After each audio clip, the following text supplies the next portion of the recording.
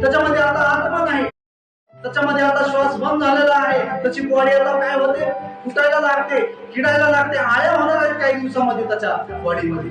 तर ती बॉडी मेलेली आहे, त्याच्यामध्ये आता आत्मा नाही. मग अशा बॉडी सोबत कुणी लग्न करेल का?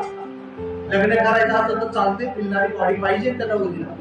हालेलुया. मग येशू पण आपला कोण आहे? वर आहे, आणि आपण त्याची वधू आहोत. असा सडलेल्या वधू सोबत, असा मेलेल्या वधू सोबत येशू लग्न लावल का? जी सडून गेली, मेलेली स्थितीमध्ये आहे, तिचं बोलणं चांगलं नाही, व्यवहार चांगला नाही, काम चांगले नाहीत, मध्ये आळ्या लागायची आता वेळ आलेली आहे, आणि अशा वधूला येशू म्हणाल काही माझी नवरी आहे. हालेलुया. किती जणांना समजत आहे? चेक करा. तो देवावर विश्वास ठेवलाय. देवाला जिवंत लोकांसोबत राहायचंय, मेलेल्या लोकांसोबत नाही. जे पापामध्ये, अपराधामध्ये, व्यसनामध्ये, वाईट गोष्टीमध्ये जे मेलेले आहेत, अशा लोकांसोबत देवाला काही देणे घेणं नाही. देणे घेणं आहे, जर तुम्ही मन फेराव करून देवाकडे आलो, पश्चाताप करून देवाकडे आलो, तर देव पुन्हा एकदा तुम्हाला जिवंत करेल. मला हालेलुया.